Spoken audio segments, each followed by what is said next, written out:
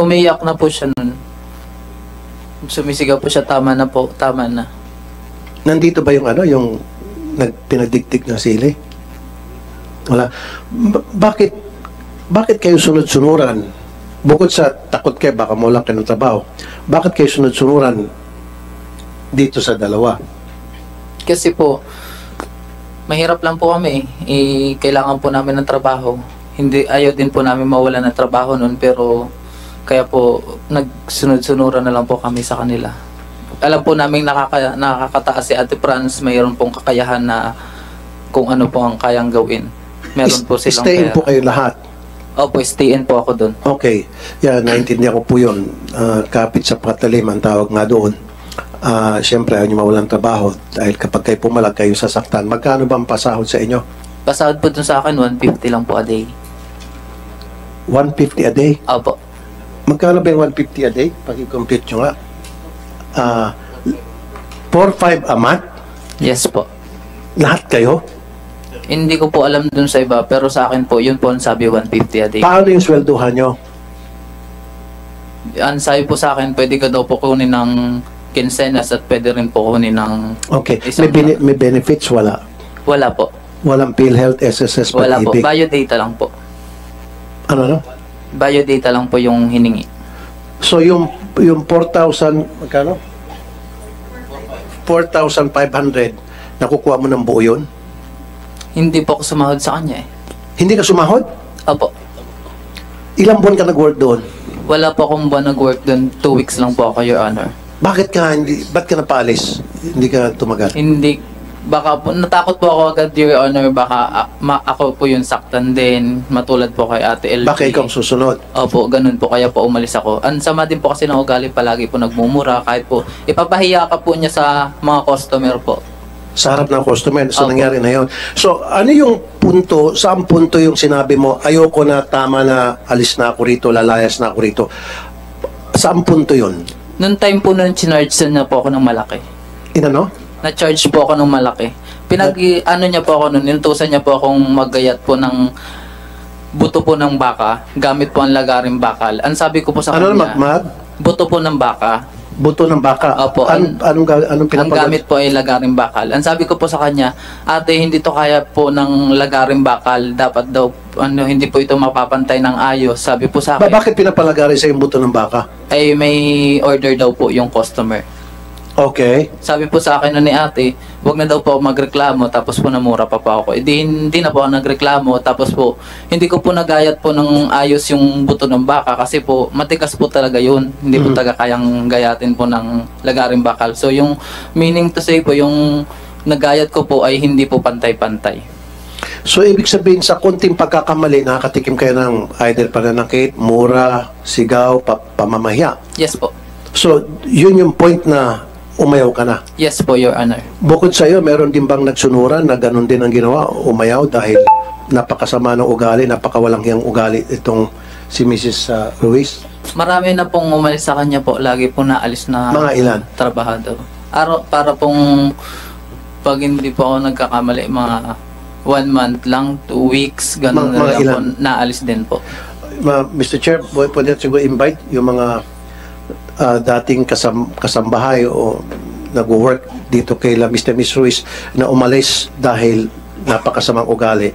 For the information of Senator Tulfo, we've been trying to get the testimonies of the other witnesses, but apparently the problem is most of them can no longer be located. Baka lumipat na ng ibang tirahan. Ito lang po yung mga nagboluntaryo dahil napanood nila sa balita sa telebisyon at yung iba ay sa Senate hearing. Kaya kung meron pa mga ibang testigo, baka yung iba po natatakot o baka sa iba na nakatira. May we ask from CIDG, kung Regional Chief, the General Major Nakar, meron pa bang lumalapit sa inyo ng mga ibang testigo para dito sa kasong ito? So far, sir, Your Honor, yan lang po yung lumapit sa amin yung last. Wala na kayong wala na nabalitaan na gustong lumantad pa?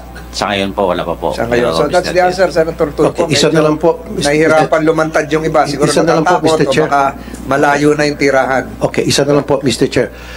Okay, nandito ba si Chairman? Okay. Meron tayong kasambahay law na dapat ang mga kasambahay ni-register sa barangay. Kayo ba ay ni-register sa barangay na nasa household ni Mr. Miss Ruiz? Wala po. Hindi. Opo. At bakit daw? Batas yun eh. Yun pong hindi ko po alam. Okay. Mr. and Mrs. Ruiz, nung last time nandito tayo, sabi nyo, edukado kayo, so alam nyo ang ginagawa ninyo. Bakit hindi nyo niregister sa barangay ang mga kasambahay ninyo? At batas yun na dapat niregister sa mga kasambahay. At dapat binibigyan ng benefit sa mga kasambahay. Bakit hindi nyo ginawa? Your Honor, hindi naman po sila mga kasambahay. No? Anong tawag mo sa kanila? Kasama sa bahay. Kasambahay, kasama sa bahay. Kaya nga tinawag ng kasambahay. Anong tawag mo sa kanila kung hindi sila kasama sa bahay? Nagtatrabaho po sila sa tindahan, Your Honor. Nagtatrabaho sila sa tindahan, stay-in sila kasama sa bahay.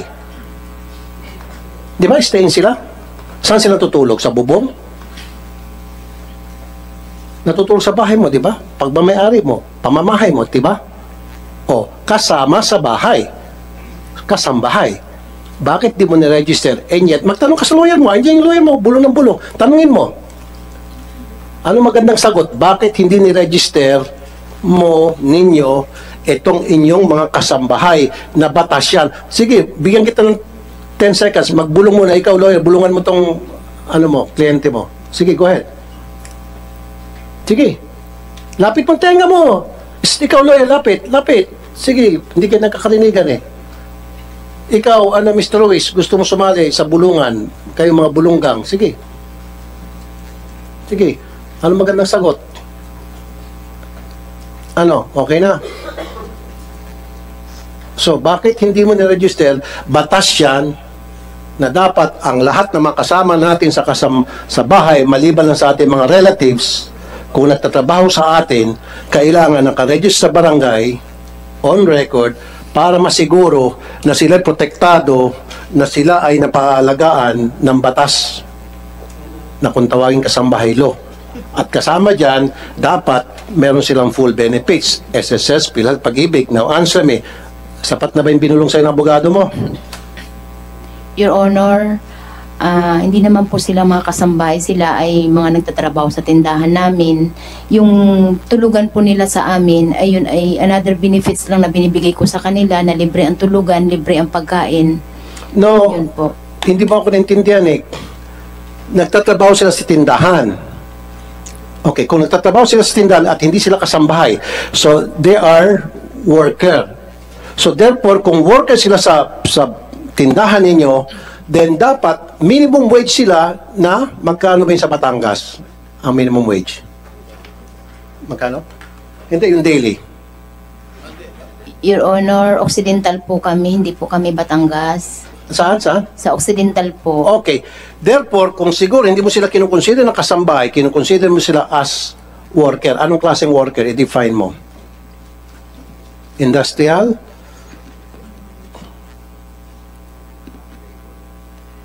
Laborer lang po kasi maliit, Okay, sige, maliit lang laborer. po yung tindahan Sige, laborer. namin. Now, kung laborer sila, dapat ang sweldo nila is 264 pesos per day.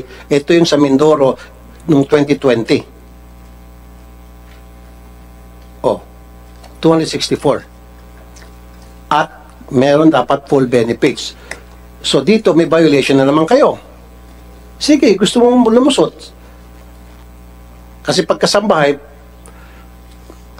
maaaring mas mababa sa 264 kasi stay-in nga.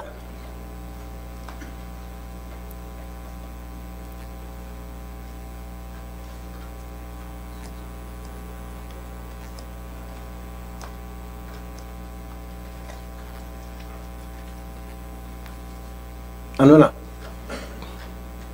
Sagot. Gusto mo lumusot eh, sige. Your Honor, si Pau po ay hindi ko tao at hindi ko nakita ang kanyang anino sa aking tindahan mula nagtayo ako ng tindahan. Senators, Tulfo, narinig mo yun, alias Pau Pau, hindi ka raw tao, hindi ka nakita, ni anino mo raw, hindi nakita ron. Yung tao po ako, sir, pero Okay. Tao ka, nagtrabaho oh. po talaga ako sa Hindi kanya. hindi raw nakita hindi raw nakita kahit anino mo doon. Hindi niya po kasi talaga ako maalala, sir. Gawa po ng, ng 2 weeks lang talaga ako doon. So, Okay. kinalimutan po talaga. Sige, sa sandali lang ha. Sige, alisin mo natin si Pau Pau. Sige. Sino sa kanila ang aaminin mong tao mo? Sige, magagaling sa'yo. Turo mo sa akin yung sabi na aaminin mong tauhan mo. Po ko doon 7.5. Magkano arawan mo? Nasa 200 po may 200. Magkano eksakto? 7.5 po. Hindi, magkano? 200? Kasi 264 ang noong 2020 daily. Doon sa Mindoro.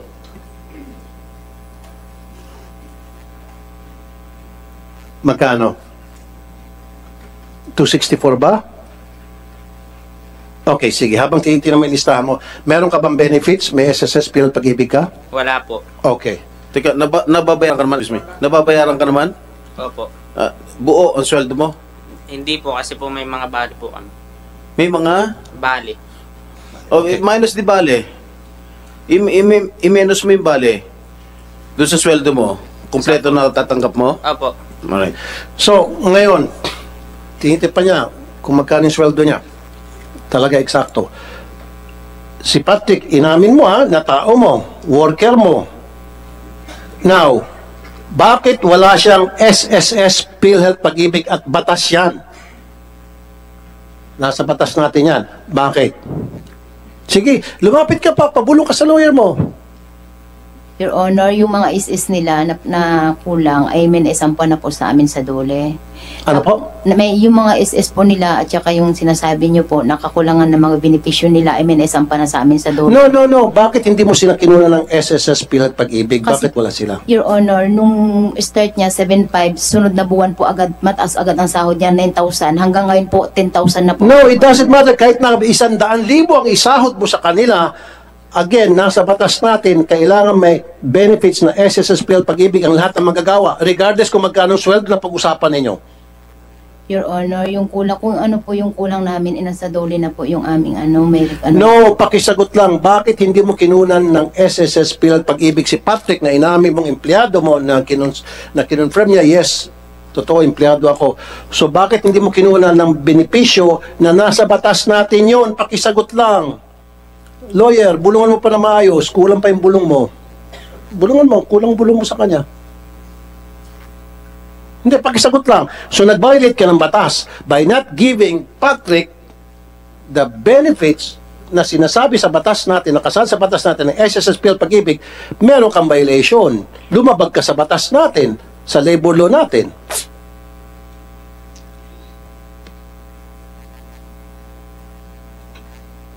Your Honor, yung kung ano man po yung pagkukulang namin, sasagutin naman po namin kasi may kaso naman na sa dole. So, ibig sabihin, inaamin mo na lumabag ka sa batas, sa labor law natin. At meron ng kaso sa dole. Ano ibig sabihin may kaso sa dole? Nagdemanda sila sa'yo? Nagreklamo sa dole? Yung kakulangan po namin sa... Hindi. Nagreklamo sila sa dole? Tatawagan kong dole dahil kapag nagsinungaling ka ulit, pakukulong na kita, hindi na sa baba, kundi sa city jail na. Sa maniwala ka sa hindi. May notice Kasama yung mister mo. may notice of conference na po kami sa dole. No, po. no. Yung, di ba nag-violate ka? Opo. Okay.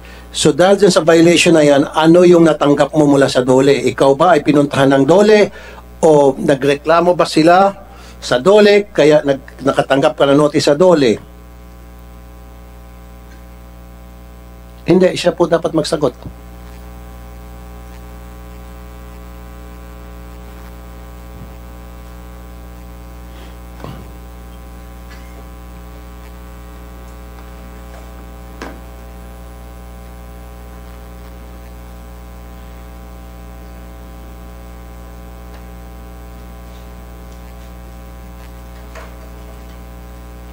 Tulfo, how long will your questioning still?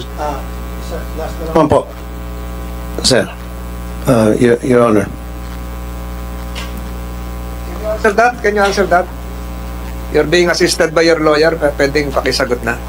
Nakikinig naman dito ang Department of Labor. Dito ho ito po, si Director Satumba. Ako na magtanong sa labor. Ma'am Satumba, Director, meron po siyang natanggap daw na notice for violation ata from labor. Ano nag-trigger po noon? Bakit po siya nakatanggap? Okay, thank you po, Mr. Chair, Your Honor.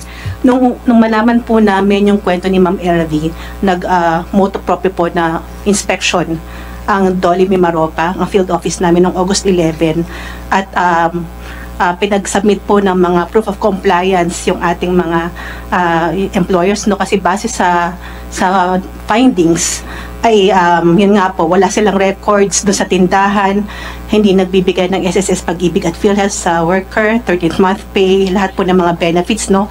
At yung nakaschedule po ito, Your Honor, ng 2 mandatory conference bago mag-issue ng compliance order ang DOLE.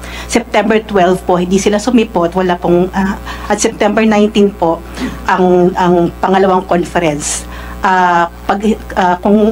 Pagkatapos ng 2 conference na yun po ay magka-issue Okay, ng so in compliance short, order. lahat ng empleyado nila ay walang benefits at sinadya nila na hindi bigyan ng benefits. Nalaman nyo na lamang na wala palang benefits ay dahil nung nagkaroon ng hearing. Opo. Okay.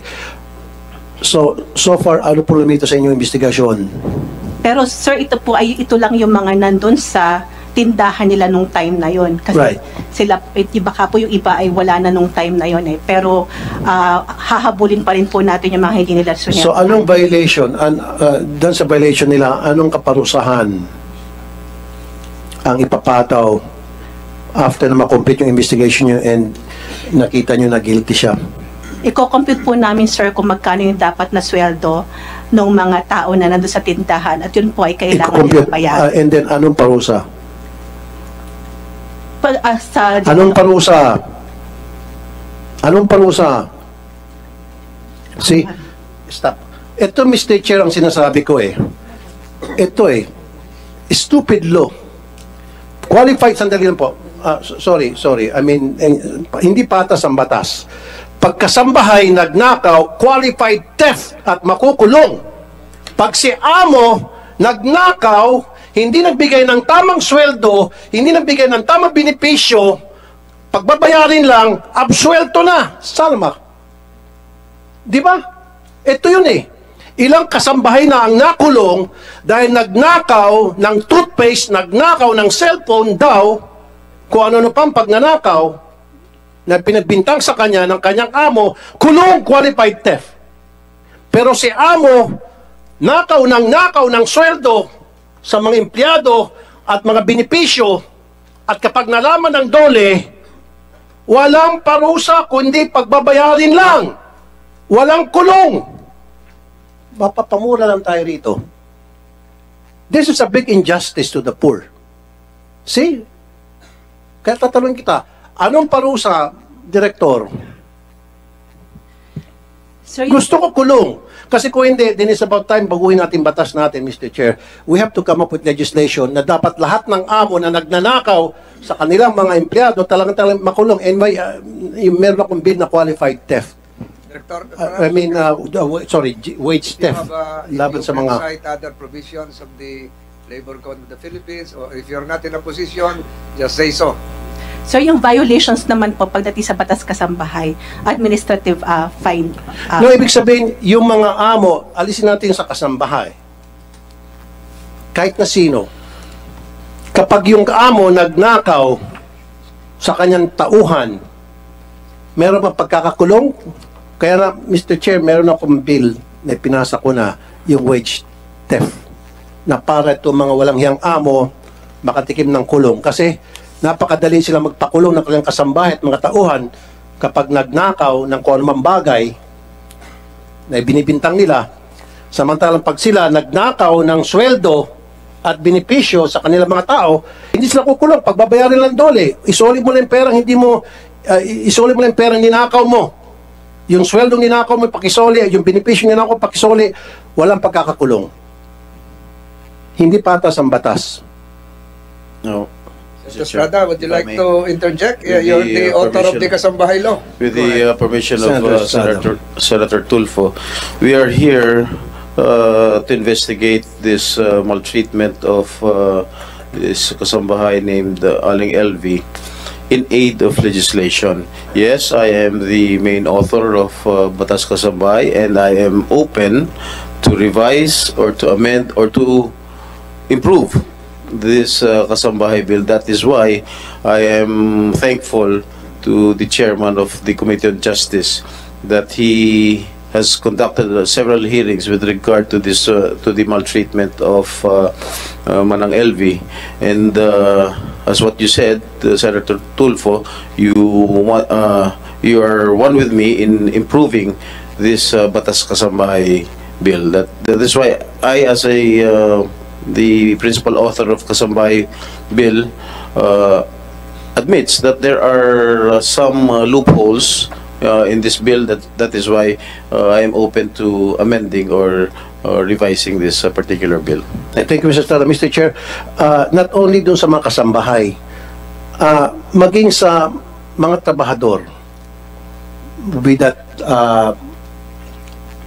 trabahador sa factory, trabahador sa security guard, factory worker, ganun eh. Sabi na rin natin, Senator Tulfo, yung mga construction worker. Construction worker, Pag Sabado, walang sweldo yung iba.